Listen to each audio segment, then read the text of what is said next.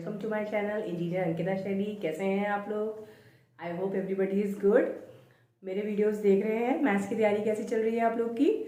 आप लोग को कोई डाउट हो तो मुझे कमेंट करिए। जो भी आप लोग को टॉपिक्स में डर लग रहा हो आप प्लीज़ मुझे कमेंट कर सकते हैं। मैं उसका वीडियो पहले जो भी मेरा सीक्वेंस चल रहा है उससे पहले स्किप करके भी आपके लिए वीडियो बना सकती हूँ, ऑन डिमांड वीडियो।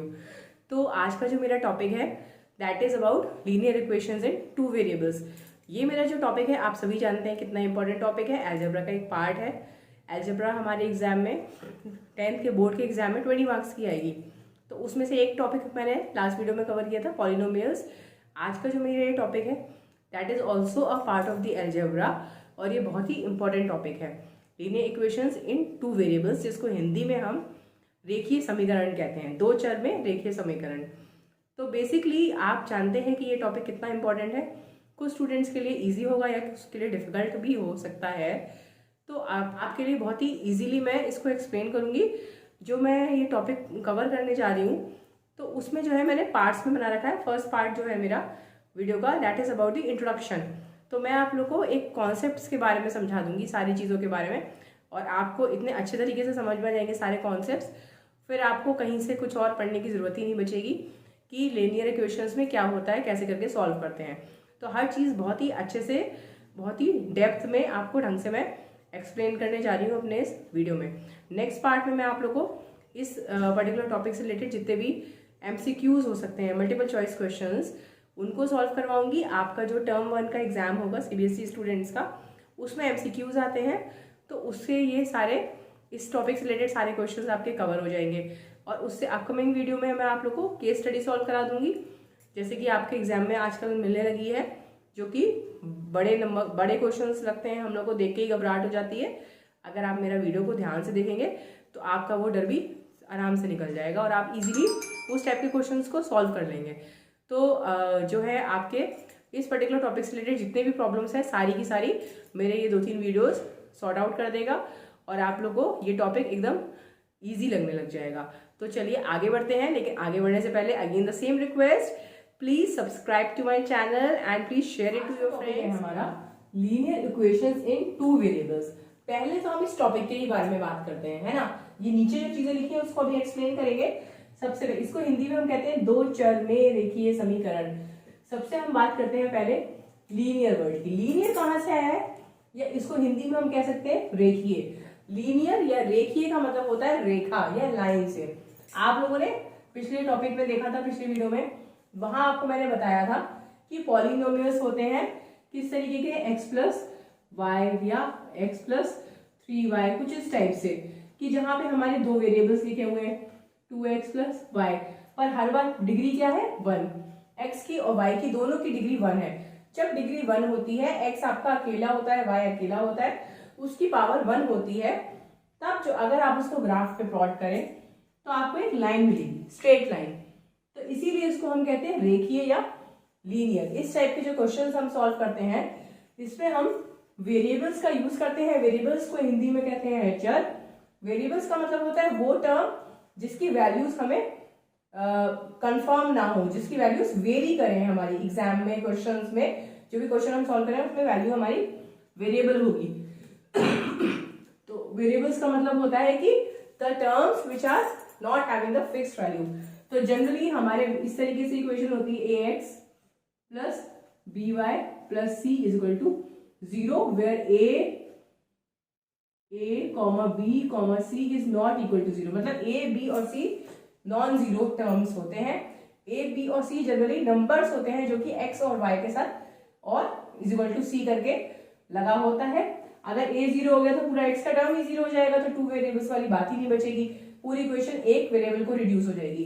तो इसीलिए x भी नॉन जीरो होता है और a भी नॉन जीरो होता है और b भी नॉन जीरो होता है। तो जब कोई इस तरीके की इक्वेशन बनती है, जैसे कि देखिए ये 2 और यहाँ पे क्या है 1, यहाँ पे दोनों 1 1 है, इस टाइप के टर्म को जो हम इस तरीके से लिखते हैं उसको हम पॉलिनोमियल कहते हैं। और जब हम इसके आगे = करके कोई भी वैल्यू पुट कर दें, जैसे 3 लिख दें या 5 लिख दें या एनी नंबर, = करके इधर अगर हम कुछ लिख दें तो ये इसका क्या हो जाता है राइट हैंड साइड, और ये क्या हो जाता है इसका लेफ्ट हैंड साइड।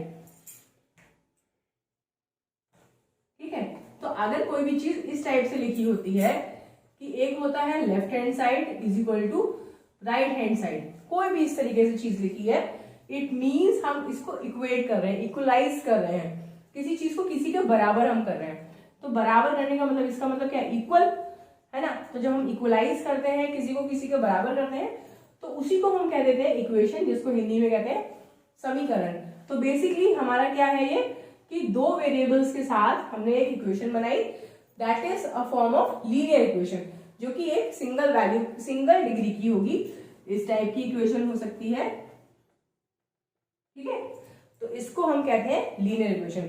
तो हम यहाँ पे कर रहे हैं बात पेयर ऑफ लीनियर इक्वेशन, मतलब हमारी जो इक्वेशंस होंगी वो दो होंगी, उन दोनों की हेल्प से हम क्वेश्चंस को सॉल्व करेंगे। कोई एक इक्वेशन से हम कभी भी अपने दो वेरिएबल्स की वैल्यू को फाइंड आउट नहीं कर सकते। अगर आपको कोई इक्वेशन दी है जो कि x और y के फॉर्म में है, तो आपको x और y की वैल्यू निकालने के लिए दो इक्वेशंस 100% जरूरत पड़ेगी, ठीक है। तो आपको इसीलिए हम कहते हैं पेयर ऑफ लीनियर इक्वेशंस। तो हम लोग अपने टॉपिक में आगे बढ़ते हैं। पहला पॉइंट है इंट्रोडक्शन, उसके बाद हम इस लीनियर इक्वेशंस को कैसे रिप्रेजेंट कर सकते हैं। तो आप लोग को एग्जाम में क्वेश्चन मिल सकता है कि कोई भी आपको एक प्रॉब्लम दे देंगे, उस प्रॉब्लम में मेनली हो सकता है कि डायरेक्टली इक्वेशंस लिखी हो सकती हैं, या तो आपको कोई इस तरीके से दे देंगे 2x + 3y = 5, ठीक है, और x - y = 2। कोई इस तरीके से उन्होंने दो इक्वेशन दी, and you are asked to form, you have to represent the equation, these equation in the form of algebraic method या ज्योमेट्रिक मेथड। जब इक्वेशन ऐसे लिखी होती है तो इसको हम कहते हैं एल्जेब्रिक मेथड, ठीक है।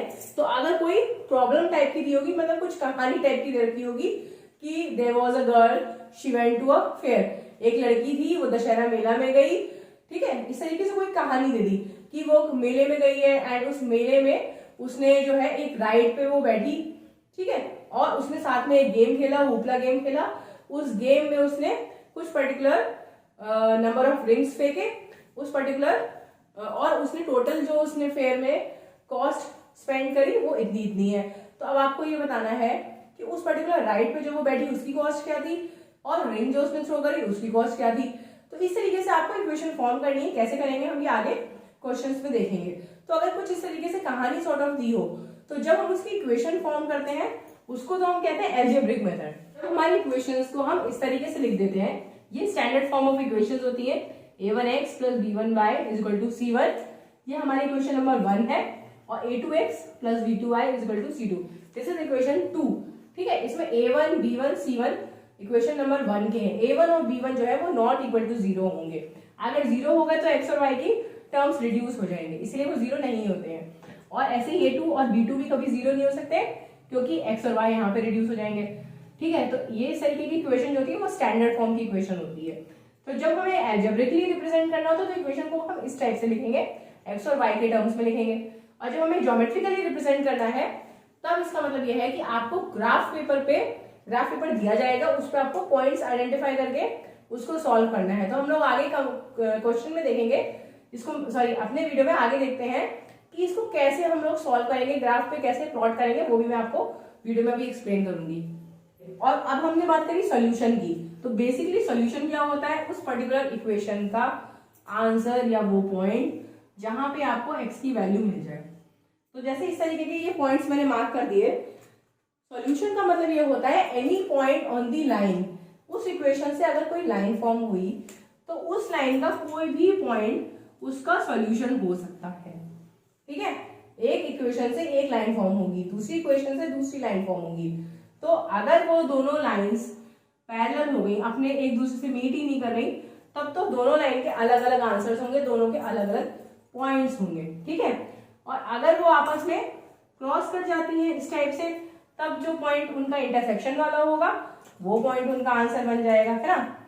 इस तरीके से जहां पे वो मीट करेंगी है, तो इस देखिए इस लाइन के तो बहुत सारे आंसर ये सारे हैं, इस लाइन के लिए ये सारे आंसर हैं, लेकिन कॉमन आंसर आपका है ये, ठीक। और अगर इस तरीके से है लाइंस, एक लाइन ये इसके ऊपर, दूसरी लाइन भी ऐसे इसी के ऊपर चढ़ गई, सॉरी मैंने थोड़ी सी टेढ़ी बना दी, तो इस पे तो फिर सारे पॉइंट्स इसके दोनों के आंसर माने जाएंगे। तो सॉल्यूशन हमारे 3 हो सकते हैं, 3 से ज्यादा सॉल्यूशन कभी नहीं होगा। आप इसका स्क्रीनशॉट ले लें, जो जो चीजें मैंने लिखी हैं, अगर आप इसको स्क्रीनशॉट को भी देख लेंगे ना, तो एक तरीके से आपका कहते हैं ना कि क्रैश कोर्स टाइप का, तो एक तरीके से क्रैश रिवीजन हो जाएगा आपका, एकदम फास्ट रिवीजन कि बेसिकली हमारी रिप्रेजेंटेशन कैसे होगी, सॉल्यूशन कितने हो सकते हैं, one solution, infinite and no solution. कभी भी किसी भी लीनियर इक्वेशंस के केस में 3 सॉल्यूशन से ज्यादा नहीं होंगे। 100% इस चीज को दिमाग में गांठ बांध लीजिए कि 2 इक्वेशंस दी हैं, दोनों लीनियर इक्वेशंस हैं, आप इस तरीके के टॉपिक को सॉल्व कर रहे हैं, तो आपको या तो इनफाइनाइट सॉल्यूशन मिल सकता है, या फिर वन सॉल्यूशन मिल सकता है, या नो सॉल्यूशन मिल सकता है। अब हम इसको क्वेश्चंस की हेल्प से देखेंगे कि ये क्या है, कैसे कैसे इनका मतलब क्या है और कैसे ये आते हैं, ये अभी मेरे वीडियो में आगे आएगा। ग्राफिकल मेथड, जब हम किसी भी ग्राफ पे प्लॉट करेंगे लाइंस, तो या तो वो इंटरसेक्टिंग लाइंस हो सकती हैं इस टाइप की, 2 लाइन आपस में कट कर जाए, इंटरसेक्ट कर जाए, या वो पैरेलल हो सकती हैं, ऐसे चली जाए दोनों अलग अलग दिशा में, सॉरी मतलब पैरेलल एक दूसरे से, कोई उन्हें कनेक्शन नहीं है, और कोइंसिडेंट मतलब एक के ऊपर एक ही चली गई बिल्कुल सेम लाइन। तो ये कैसे फॉर्म होंगी, इनका क्या मतलब है, इससे अगर इस तरीके की लाइन्स हमें मिलेंगी तो किस टाइप का आंसर होगा, किस टाइप का सॉल्यूशन होगा, ये भी वीडियो में आगे आएगा। एंड अलजेब्रिक मेथड, ये हमारे बेसिकली वो मेथड्स हैं जिससे आप 2 इक्वेशंस को अलजेब्रिकली सॉल्व कर सकते हैं और एक्स और वाई की वैल्यू को फाइंड आउट कर सकते हैं। एग्जाम में कभी भी ये मेंशन नहीं होगा कि आपको ये मेथड को यूज करके ही एक्स वाई निकालना है, कि आप एलिमिनेशन का यूज करिए या सब्स्टिट्यूशन का यूज करिए या क्रॉस मल्टीप्लिकेशन का, ऐसा कभी होता नहीं। रेयर केसेस में क्वेश्चन में मेंशन होके आएगा। अगर आ गया लिख के कि भाई आपको सब्स्टिट्यूशन से क्वेश्चन सॉल्व करना है, देन तो आपको सब्स्टिट्यूशन मेथड का ही यूज करना है। आपको जो मार्क्स मिलेंगे वो आपके आंसर के साथ साथ स्टेप्स के मार्क्स भी मिलते हैं। ये जरूर ध्यान रखिएगा कि अगर आप सही स्टेप करते हैं और अगर आपका सिर्फ आंसर गलत होता है तो आपको पूरे मार्क्स कट नहीं होंगे, स्टेप के मार्क्स जरूर मिलते हैं मैथ्स में। ये मैथ्स की बहुत ही अच्छी चीज है। तो इसीलिए अगर आप सही स्टेप यूज करते हैं, कोई मतलब आप कहते हैं केयरलेसली आपने लास्ट में आंसर गलत लिख दिया, तो घबराने की जरूरत नहीं है, पूरे मार्क्स नहीं कटेंगे, ठीक है। तो इसीलिए अगर आप कहीं पर ये मेंशन्ड है कि ये मेथड ही यूज करना है, तब तो डेफिनेटली इस स्टेप पे बहुत ज्यादा ध्यान दिया जाएगा। अदरवाइज जनरल एक देखा जाएगा कि कैसे आपने करा है, स्टेप्स आपने ठीक से करे, कहीं से कॉपी तो नहीं कर दिया अपना आंसर। तो इसीलिए ये सारी चीजें इंपॉर्टेंट है। लेकिन हाँ, स्टेप्स जो है आपके टर्म 2 में देखे जाएंगे। सीबीएसई वाले स्टूडेंट्स की बात कर रही हूँ, बाकी बोर्ड के स्टूडेंट्स के लिए तो जैसे सब्जेक्टिव क्वेश्चन आते हैं तो आपके स्टेप देखे ही जाएंगे। लेकिन सीबीएसई बोर्ड जिनके एमसीक्यूज होगा टर्म 1 में, तो वहां पे एमसीक्यू में तो आपको आंसर ही टिक करना है, तो आप कैसे भी सॉल्व कर सकते हैं, आपको सही आंसर के मार्क्स मिलेंगे, कोई स्टेप के मार्क्स नहीं होंगे। टर्म 2 में जब आप लेंथी क्वेश्चन सॉल्व करेंगे तो आपके एक एक स्टेप के भी मार्क्स होंगे, ये शायद आप सब लोग जानते होंगे। तो हम लोग वीडियो में आगे बढ़ते हैं और हर इस पॉइंट को समझते हैं विद हेल्प ऑफ एग्जांपल्स की। बेसिकली हमें इक्वेशंस दे रखी हैं अगर क्वेश्चन में, तो हमें अलजेब्रिकली इक्वेशन ऑलरेडी मिली हुई है। अलजेब्रिकली इक्वेशन फॉर्म करना आगे क्वेश्चंस में मैं समझाऊंगी, जिसमें जैसे एलिमिनेशन मेथड वगैरह है, तो वहां पे मैं आप लोगों को एक्सप्लेन कर दूंगी। अभी हम लोग बात करते हैं रिप्रेजेंटेशन इन अ ग्राफिकल वे। तो सपोज आपको 2 equations they the, this is equation 1, this is equation 2, and आपको इसको प्लॉट करना है ग्राफ पे। कैसे प्लॉट करेंगे, सबसे पहले हम लोग टेबल बनाएंगे। तो प्लीज ध्यान से देखिएगा, इसको अच्छे से देखेंगे और आप लोग, तो आप लोग को डेफिनेटली ये चीज समझ में आने वाली है, ये कोई बहुत मुश्किल चीज नहीं है। हम लोग सबसे पहले इस इक्वेशन के लिए बनाएंगे। इस तरीके से आप बॉक्स बना लीजिए, यहाँ पे लिख दीजिए x और यहाँ लिख दीजिए y, ठीक है। हम 2 वैल्यूज ले सकते हैं, आप कितनी भी ले लीजिए, 3 4, मैं आप लोग को 2 वैल्यूज लेके दिखा दे रही हूँ। ये हमारी इस इक्वेशन की है। अब हम इसमें बात करेंगे x, अगर हम सपोज यहाँ पे x की वैल्यू 0 रख दें तो y हमारा क्या हो जाएगा, 0 हो जाएगा। Very good. अगर हम रख दें x की वैल्यू 2, अगर सपोज आप x की वैल्यू 2 रख दीजिए, देखिए इसको सॉल्व करिए, 2 माइनस 2y is equal to 0, 2 is equal to 2y, 2 से 2 कैंसिल हो गया, y की वैल्यू क्या मिल गई, 1। तो अगर आपका x 2 है तो y हमारा क्या है, 1। इस तरीके से हमने वैल्यूज पुट करी। कोशिश करिएगा कि जब आप ग्राफ प्लॉट करें तो ऐसी वैल्यूज रखें कि आपको पूरी वैल्यूज मिले, पॉइंट में वैल्यूज ना मिले। तो x की वैल्यू ऐसी रखिए कि y की वैल्यू आपको पूरी मिल जाए, कोई पॉइंट में ना मिले, क्योंकि ग्राफ पे प्लॉट करने में प्रॉब्लम आती है। तो मैंने जो वैल्यूज रखी है 0 0 मुझे 1 पॉइंट मिल गया और एक 2,1 पॉइंट मिल गया। अब इसमें देखिए 3x + 4y = 20। तो सबसे पहले हम लोग क्या रखेंगे, चलिए हम लोग इस तरीके से कुछ रखते हैं, x की वैल्यू को पहले 0 रख देते हैं। चलिए x की वैल्यू जीरो हो गई तो ये पूरा टर्म हमारा जीरो हो गया। अब ये 4y इक्वल टू 20 हो गया, 4y इक्वल टू 20, तो ये कैंसिल आउट हो जाएगा, y की वैल्यू क्या आ जाएगी 5। ठीक है, और दूसरी वैल्यू हम लोग y को 0 रख के देख लेते हैं। अगर हम y को 0 रखेंगे तो हमें पॉइंट में वैल्यू मिलेगी, जो कि ठीक नहीं रहेगा। ठीक क्या नहीं रहेगा, वैसे तो कोई प्रॉब्लम नहीं है, लेकिन पॉइंट में सॉल्व करने में मुश्किल आती है। हम ऐसा करते हैं कि y की वैल्यू को कुछ ऐसा रखते हैं कि ये हमारा यहाँ जाके ऐड हो या सब्ट्रैक्ट हो और 3 से पूरा का पूरा कट जाए, कुछ इस तरीके से वैल्यू सोचिए। तो ये हमारा 20 है, 3 की टेबल में आता है 24, यहाँ हमारे पास 4 है। 4 को हम इस तरीके से यहाँ पर पहुंचा दें कि ये हमारा 24 बन जाए, तो हम y की वैल्यू को क्या रख दें, y की वैल्यू को रख देते हैं -1। अगर ये हो गया -1 तो इसका मतलब क्या हुआ, ये हमारा हो गया -4, और -4 इधर जाएगा तो ऐड हो जाएगा, 24 हो जाएगा। तो x जो हो जाएगा हमारा 24/3 हो जाएगा, मतलब कि 8। ठीक है, इस तरीके से आपको थोड़ा सा दिमाग लगाना पड़ेगा। ये चीज आएगी प्रैक्टिस से, जब आप क्वेश्चन सॉल्व करेंगे तो आपको प्रैक्टिस आएगी कि हम x की क्या वैल्यू रखें, y की क्या वैल्यू रखें। ठीक है, तो x की वैल्यू हमारी आ गई 8। अब हमें 2 पॉइंट मिल गए 0,0 और 2,1। यहाँ हमें मिल गए 0,5 और 8,-1। मैं आप लोग को बोर्ड पे समझा दे रही हूँ, वैसे आप लोग को एग्जाम में वो मिलेगा ग्राफ पेपर, उसमें आप लोग को इस तरीके से कुछ जरूरत नहीं पड़ेगी करने की। होती है हॉरिजॉन्टल लाइन वो x होती है, वर्टिकल लाइन होती है y। तो सबसे पहला पॉइंट आपके पास है 0,0 और 2,1। ठीक है, पहले x लिखते हैं फिर y लिखते हैं, पहले x लिखते हैं फिर y। ऐसे इसमें हमें क्या मिल रहा है 0,5 और 8,-1, ये 2 पॉइंट है। पहले हम इसको प्लॉट करेंगे 0,0, तो 0,0 तो यही हो, 0 है तो y भी 0 है फॉर इक्वेशन 1। तो पहला पॉइंट हमारा हो गया ये पॉइंट। ठीक है, अब ये देखिए x की वैल्यू है 2 तो y की वैल्यू है 1, x की वैल्यू है 2 और y की वैल्यू है 1, मतलब आपका ये पॉइंट। तो ये 2 पॉइंट्स हो गए। अब हम इनको प्लॉट करेंगे। आपको जब ग्राफ पेपर मिलेगा एग्जाम में, आपको ऐसे लाइन बनानी पड़ेगी। ग्राफ पेपर मिलेगा आपको, ये लाइन इस टाइप से आपको पॉइंट ढूंढ के ऐसे लाइन बनानी पड़ेगी। स्केल से ही बनाइएगा, फ्री हैंड मत बनाइएगा। अब ये देखिए x की वैल्यू 0 तो y की वैल्यू 5, x की वैल्यू 0 तो y की वैल्यू हो गई 5, एक पॉइंट हमारा ये हो गया।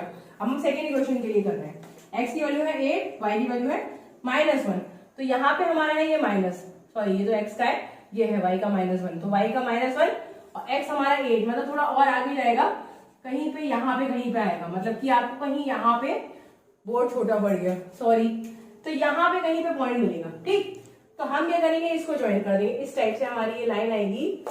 लो, बोर्ड भी छोटा पड़ा, स्केल भी छोटा पड़ गया शायद। I hope viewers you will understand it, इस टाइप से ना, देखिए ऐसे। ठीक है, तो हमें इसको बना दिया, हमारा ये पॉइंट मिल गया। कहां पे लाइंस ने कट करा है, देखिए जरा ध्यान से, खाली एक ही पॉइंट पे कट करा। तो जब एक ही पॉइंट पे लाइंस कट करती हैं तो पहले तो हम कहते हैं कि ये दोनों लाइंस हमारी कैसी है, इंटरसेक्टिंग लाइंस है। कैसी है, इंटरसेक्टिंग लाइंस। ठीक, both the lines are of intersecting nature. दूसरा, आपको 1 सोल्यूशन मिल रहा है, 1 सोल्यूशन मिल रहा है क्योंकि एक पॉइंट मिल रहा है, एक पॉइंट पे लाइंस कट कर रही है, इसका मतलब आंसर आपका खाली एक एग्जैक्टली एक सोल्यूशन होगा। तो जब आपकी लाइंस, जब आपकी इक्वेशन से आपकी ऐसी लाइंस मिले कि वो आपस में एक पॉइंट पे इंटरसेक्ट करें तो आपको 1 सोल्यूशन मिलेगा। ठीक है, अब हम लोग आगे देखते हैं पैरेलल लाइंस और कोइंसिडेंस की कंडीशन। बढ़ते हैं आगे। तो चलिए अब हम एक एग्जाम्पल दूसरा देखते हैं। इस एग्जाम्पल से हम आपको पहले ग्राफ प्लॉट करेंगे, उसके बाद दिखाएंगे कि किस टाइप का सोल्यूशन होगा। तो चलिए इसकी वैल्यूज पुट करके देख लेते हैं। पहली ये वाली इक्वेशन के हमने ये बनाया बॉक्स, ठीक है, this is for equation 1 and this is for equation 2। 2 equations लिए तो दोनों के लिए हमारा एक एक हमने बॉक्स बना दिया। तो पहला है हमारा x + 2y = 4। अगर हमारा x हो गया 0 तो ये क्या हो जाएगा, 2y = 4, 2 से 2 कैंसिल आउट हो जाएगा, y = 2, तो यहाँ पे हम लिख देंगे 2। ठीक है, अब अगर हम सपोज y को 0 ले लें, इसको पूरे को 0 कर दें, तो अगर हमारा y 0 हो जाएगा तो x = 4 डायरेक्टली आ जाएगा। तो x की वैल्यू 4 और y की वैल्यू हो गई 0, तो हमें ये 2 वैल्यूज मिल गई। ठीक है, अब हम लोग सेकेंड इक्वेशन सॉल्व करते हैं। Equation number 2, 2x + 4y = 12। अगर हमने सपोज x की वैल्यू को 0 पुट करा तो x की वैल्यू क्या हो जाएगी, 0 + 4y = 12, 4 से ये कैंसिल आउट हो जाएगा 3, तो y की वैल्यू क्या आएगी 3। अब हम y को 0 रखते हैं। देखिए ये एक तरीके से बहुत ही इजी भी है और बहुत ही इफेक्टिव मेथड है कि आप एक बार x को 0 पुट कर दीजिए, एक बार y को 0 पुट कर दीजिए। जरूरी नहीं है कि आप x कि वैल्यू को 0 पुट करें तभी आपको राइट आंसर मिलेगा या y को 0, ऐसा नहीं है। बट एक इफेक्टिव मेथड है और इजी भी है, आपको बहुत ज्यादा टाइम वेस्ट नहीं करना पड़ेगा सोचने के लिए कि हम क्या पॉइंट्स रखें, क्या वैल्यू रखें। तो जनरली अगर हम x की वैल्यू 0 रखें तो हमें y की फाइनाइट वैल्यू ज्यादातर केसेस में मिल जाती है। 100% गारंटी नहीं है, but most of the cases में आपको y की फाइनाइट वैल्यू मिल जाएगी। y की 0 रखेंगे तो x की फाइनाइट मिल जाएगी, एक आपका वेरिएबल रिड्यूस हो जाता है, इसीलिए आपको वैल्यू मिल जाती है। तो अभी हम अगर y को यहाँ 0 रख दें तो यहाँ पे अगर हम इस पूरे टर्म को 0 कर देंगे, y की वैल्यू 0 मतलब पूरा टर्म 0, तो ये हमारा क्या हो जाएगा 2x = 12, तो x क्या हो जाएगा 6। तो अभी हमें 2 पॉइंट्स मिल चुके हैं। अब हम क्या करेंगे, इन दोनों पॉइंट्स को ग्राफ पे प्लॉट करके देखेंगे कि इन दोनों इक्वेशन से हमारी जो लाइंस बन रही है, जो कि स्ट्रेट लाइंस होंगी, वो कैसी बनेगी, कैसा सोल्यूशन मिलेगा।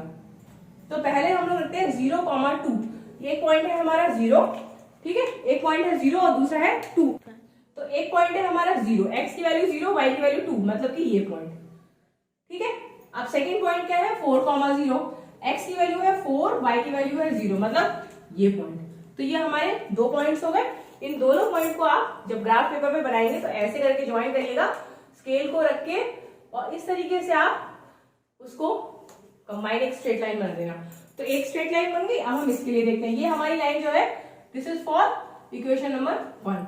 अब हम इस वाले पॉइंट देखते हैं 0, 3, तो x की वैल्यू है 0 और y की वैल्यू है 3, तो एक पॉइंट हमारा बन गया ये, ठीक। अब सेकंड पॉइंट x की वैल्यू है 6, y की वैल्यू है 0, तो x की वैल्यू 6 और y की, अभी हमारी दूसरी। अब दाद दो, देखिए क्या हो रहा है, कुछ तो समझ आ गया होगा आप लोग को। चलिए इसको दूसरे कलर के मार्कर से शो कर देती हूँ। पहली लाइन हमने बनाई ब्लैक, अब हम बनाएंगे एक ब्लू लाइन।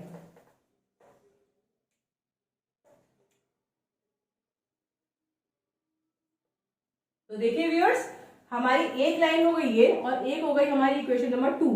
तो दोनों लाइंस कैसी हैं हमारी, पैरेलल। तो जब दो लाइंस पैरेलल हो, जब दो इक्वेशन से आपको पैरेलल लाइंस मिले तो आपको कोई भी सॉल्यूशन नहीं मिलेगा। इसका मतलब ये है कि कोई भी एक पर्टिकुलर पॉइंट पे दोनों इक्वेशंस एग्री नहीं करती, कट नहीं करती, तो they are not having a particular solution. तो इस टाइप के क्वेश्चंस में अगर आपको लाइंस की हेल्प से फाइंड आउट करने को कहें कि कैसे सॉल्यूशन होगा, तो नो सॉल्यूशन होगा। चलिए अब हम लोग अपनी थर्ड कंडीशन देखते हैं जहां पे लाइंस कोइंसाइड करेंगी। तो आगे बढ़ते हैं। तो अब हम लोग देखते हैं एक और example, 2x + 3y = 9, 4x + 6y = 18, ठीक है। तो पहले हम लोग इस इक्वेशन को सॉल्व करेंगे। इक्वेशन 1, 2x, अगर हम x की वैल्यू को 0 पुट कर दें तो हमारा ये पूरा टर्म 0 हो गया। तो 3y = 9, 3y = 9 है, मतलब y की वैल्यू क्या हुई 3। तो अगर x 0 है तो y हमारा क्या आ गया 3, ठीक है। अब अगर आप उल्टा कर दीजिए, y को 0 रख दीजिए तो 2x = 9 आ गया, मतलब कि y 0 है तो x की वैल्यू क्या है 4.5, ठीक। वैसे मैंने आपसे कहा था कि पॉइंट की वैल्यूज ना आए ऐसा ट्राई करिएगा, बट अगर पॉसिबल नहीं हो सकता तो हम पॉइंट में भी लेना पड़ेगा, मजबूरी बन जाती है कभी कभार। अब हम सेकंड कंडीशन को चेक करते हैं, इस वाली इक्वेशन को। इसके लिए ये टेबल है, x की वैल्यू को रखिए 0, ठीक। y की वैल्यू क्या हो जाएगी 6y = 18, तो y = 3, y = 3 मिल गया, ठीक। अब हम क्या करते हैं, y को 0 रख दें, तो हमने रख दिया y = 0, y 0 है तो 4x = 18, 4x = 18 को अगर आप सॉल्व करेंगे तो क्या मिलेगा, करिए 4x = 18, x = 18/4, ठीक है। ये भी पॉइंट में ही मिल जाएगा, है ना। 4 4 16 और 2 बचेगा, मतलब 4.5। Again the same values. आप लोग कुछ देखिए टेबल को जरा, सेम वैल्यूज मिल रही है ना। इससे क्या हो सकता है, कोइंसिडेंस लाइंस मिलेंगी। हम इसको पहले प्लॉट करते हैं, उसके बाद आप देखिएगा। तो पहले हम इसके लिए बनाएंगे 0, 3, 0 x है और y हमारा 3 है, तो एक पॉइंट हो गया ये। प्लीज इसको जरूर ध्यान रखिएगा कि हम कहाँ बना रहे हैं। जब y हमारा होगा, y की वैल्यू होगी तो आप ऊपर बनाइए, वर्टिकली बनाइएगा, ऐसे नहीं यहाँ प्लॉट कर दे। तो इसका जरूर ध्यान रखना क्या 0 है और किसकी वैल्यू है। अब इस केस में y 0 है और x की वैल्यू है, तो ये हमारा x एक्सिस पे पॉइंट आएगा। 4.5 कहीं यहाँ पे आ जाएगा, ठीक। अब हम इसकी लाइन बना देंगे, ज्वाइन कर देंगे इनको। इस तरीके से हमने ज्वाइन कर दिया, एक लाइन बन गई हमारी, ठीक है। अब हम इसको फिर से प्लॉट करेंगे। इस कैलकुलेशन के लिए देखिए अब वैल्यू सेम ही है, तो इसके लिए फिर से आपको वही वैल्यूज ही, वही पॉइंट्स मिलेंगे। 0, 3, x की वैल्यू 0, y की वैल्यू 3, तो फिर से ये पॉइंट, x की वैल्यू 4.5, y की वैल्यू 0, तो फिर से ये पॉइंट। अब फिर से हम क्या करेंगे, यही पॉइंट को हम ज्वाइन करेंगे क्योंकि सेम ही पॉइंट मिला है, तो क्या करें, इसी को ज्वाइन करना पड़ेगा। तो अब आपकी दो लाइंस कैसी हो गई, शायद आपको कैमरे में क्लियर दिख रहा होगा, ब्लैक और ब्लू। तो दोनों लाइंस आपकी कैसी हो गई, कोइंसिडेंस, कोइंसिडेंस या कोइंसाइड कर रही है। तो जब आपको कोई दो इक्वेशन से लाइन ऐसी मिले कि वो आपस में कोइंसाइड करें, एक के ऊपर एक ओवरलैप करें, तब आप क्या कह सकते हो कि कोई भी पॉइंट इन लाइन पे, कोई भी पॉइंट आपका जो होगा, that will be the solution of these equations. तो इसीलिए इस तरीके की कंडीशन में आपको इनफाइनाइट मैनी सॉल्यूशंस मिलेंगे। ठीक है, दोनों इक्वेशंस आपकी एक ही लाइन दे रही है, एक ही टाइप की लाइन दे रही है, तो सॉल्यूशन आपको इनफाइनाइट मैनी सॉल्यूशंस मिलेंगे। तो जब आपकी दो लाइंस कोइंसाइड करती हैं तब आपके इनफाइनाइटली मैनी सॉल्यूशंस होते हैं। ठीक है, तो चलिए आगे बढ़ते हैं। लोगों ने तीन टाइप के क्वेश्चंस देखे, तीनों को मैंने ग्राफ पे प्लॉट करना बताया आपको। ठीक है, कैसे हमने पॉइंट्स ढूंढे, कैसे हमने ग्राफ पे प्लॉट करा, तीनों की अलग अलग कंडीशंस निकली। तो इन अ शॉर्ट वे या इन अ समराइज्ड वे हम ये कह सकते हैं कि जब कोई इक्वेशंस दी हो आपको, पेयर ऑफ लीनियर इक्वेशंस दी हो, रेखीय समीकरण दिया हो, तब आप उनको अलग अलग ग्राफ पे प्लॉट करेंगे। ठीक है, उनको अलग अलग आप ग्राफ पे उसकी लाइंस बनाएंगे, कैसे बनाएंगे वो भी दिखाया। अब उन लाइंस की हेल्प से आप ये भी फाइंड आउट कर सकते हैं कि कितने नंबर ऑफ सॉल्यूशंस आपको मिलेंगे। ठीक है, तो इसको हम एक समराइज फॉर्म में लिख देते हैं यहाँ पे, इसका आप स्क्रीनशॉट लेके रख लीजिएगा, ये आपके लिए बहुत ही हेल्पफुल होगा। बहुत सारे एमसीक्यूज, बहुत सारे मल्टीपल चॉइस क्वेश्चंस इस पे आते हैं कि आप ग्राफ की हेल्प से देख के आइडेंटिफाई करिए कि नंबर ऑफ सॉल्यूशंस कितने होंगे। इसमें ऑब्जेक्टिव क्वेश्चंस बहुत मिल जाएंगे आपको टर्म 1 के पेपर में। Excuse me. तो अगर आपकी लाइंस इंटरसेक्टिंग नेचर की है, जो कि हमारा सबसे पहला वाला एग्जाम्पल था, है ना, जब लाइंस आपकी इस टाइप की हूं, किसी एक पॉइंट पे कट करें, तो क्या कितने सॉल्यूशंस मिलेंगे, yes you are right, 1 solution. ठीक है, तो आपको नंबर ऑफ सॉल्यूशन कितने मिलेंगे, 1। Very good. अगर आपकी लाइंस पैरेलल हो, इस टाइप से हो, तो वो मीट नहीं करती है आपस में, दोनों की दोनों चल रही है साथ साथ, कभी मिलेंगे नहीं, चलेंगे साथ साथ लेकिन मिलेंगे नहीं। तो ऐसी पैरेलल लाइंस के लिए कोई सॉल्यूशन ही नहीं है। क्यों, वो तो एग्री नहीं कर रहे ना एक किसी बात पे, एग्री नहीं कर रहे मतलब मिल ही नहीं रहा है, दोनों की अलग अलग रास्ते हैं, तो नो सॉल्यूशन। ठीक है, इसको आप कैसे याद रख सकते हैं, जब मिलती है एक बात पे तो एक सॉल्यूशन, जब कभी मिलती नहीं कोई सॉल्यूशन ही नहीं है, आपस में मिलेंगे ही नहीं, जब बात ही नहीं करेंगे तो सॉल्यूशन कैसे निकलेगा। भाई दो लोग आपस में लड़ाई करते हैं तो सॉल्यूशन कैसे निकालते हैं, दो लोगों को पहले बैठा के प्यार से एक कहीं एक किसी एक पॉइंट पे एग्री करवाओ, तभी सॉल्यूशन मिलेगा, तभी लड़ाई खत्म होगी। तो वही ये चीज यहाँ पे रिलेट कर देते हैं, भाई दो लाइन से मीट नहीं करे तो नो सॉल्यूशन, ऐसे आप याद कर सकते हैं। कोइंसिडेंस लाइन, दोनों की दोनों एक के ऊपर एक ओवरलैप करेंगे, जब लाइंस ओवरलैप करती हैं तो इनफाइनाइट सॉल्यूशंस। तो इस तरीके से आप याद रख सकते हैं। ठीक है, कि अगर आपकी लाइंस इंटरसेक्ट करे तो 1 सॉल्यूशन, अगर लाइंस आपकी इंटरसेक्ट ना करे, पैरेलल हो, तो नो सॉल्यूशन, अगर कोइंसिडेंट हो तो इनफाइनाइट सॉल्यूशन। अगर आपकी लाइंस इंटरसेक्ट करे 1 सॉल्यूशन मिलेगा, तो वो इक्वेशंस आपकी कंसिस्टेंट होंगी। कंसिस्टेंट मतलब आपको कोई फाइनाइट वैल्यू मिल रही है, मतलब कंसिस्टेंट। जब इनफाइनाइट सॉल्यूशंस मिलेंगे तब भी कंसिस्टेंट ही बोलते हैं, क्योंकि सॉल्यूशन तो मिल रहा है ना, इसलिए कंसिस्टेंट हो जाती है। और जब कोई सॉल्यूशन नहीं मिलता तो इनकंसिस्टेंट। ठीक है, तो ये तो खेल हो गया हमारा लाइन से फाइंड आउट करना नंबर ऑफ सॉल्यूशन। अब इतना सारा तामझाम करना पड़ा है, भाई अगर क्वेश्चन में पूछेंगे तो करना ही पड़ेगा, लेकिन क्या कोई ऐसा तरीका है कि हम डायरेक्टली इक्वेशन को देख के आइडेंटिफाई कर लें कि 1 सॉल्यूशन होगा, नो सॉल्यूशन होगा या इनफाइनाइट। अगर ऐसा हो जाए तो मजा ही आ जाए, है नहीं है। तो उसको हम कहते हैं एल्जेब्रिक मेथड।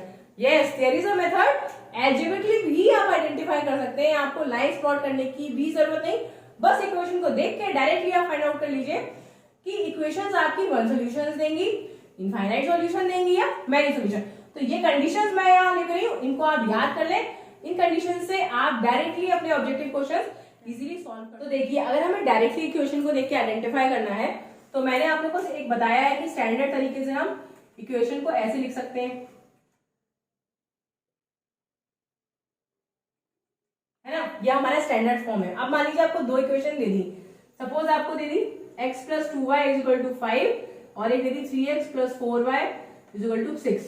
ठीक है, तो जो ऊपर वाली इक्वेशन है, तो x का जो कोफिशिएंट है वो हो जाएगा a1 y का कोफिशिएंट हो जाएगा b1। ऐसी नीचे वाली इक्वेशन में ये हमारा हो जाएगा a2, ये हो जाएगा b2। तो आई होप ये तो आप समझ ही गए होंगे कि a1 और a2 क्या है।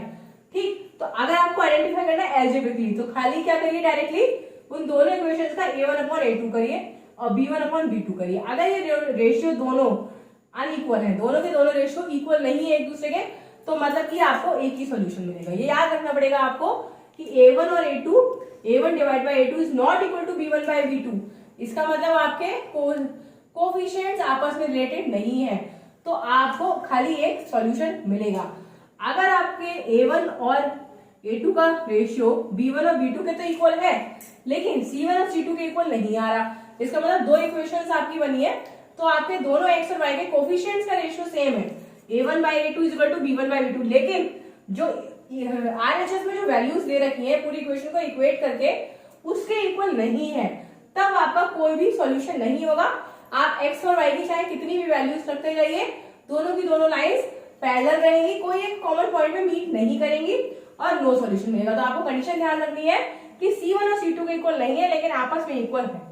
ठीक है, और थर्ड कंडीशन है जब सब के सब इक्वल हो जाए, a1 a2 के रेशियो b1 b2 वाले रेशियो से और c1 c2 सारे के सारे आपस में इक्वल, मतलब भाई सब लोग एग्री कर रहे हैं, सब कुछ बराबर है, सब कुछ बड़ा ही हंसी खुशी से चल रहा है, and they live happily ever after, मतलब कि कोइंसिडेंट इनफाइनाइट सॉल्यूशंस। ठीक है, खुशियां ही खुशियां।